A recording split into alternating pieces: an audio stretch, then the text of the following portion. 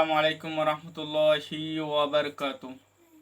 আপনারাও নবীর জন্য জীবন দিতে চান কিনা সেটা কিন্তু কমেন্ট বক্সে কমেন্ট করে জানাবেন।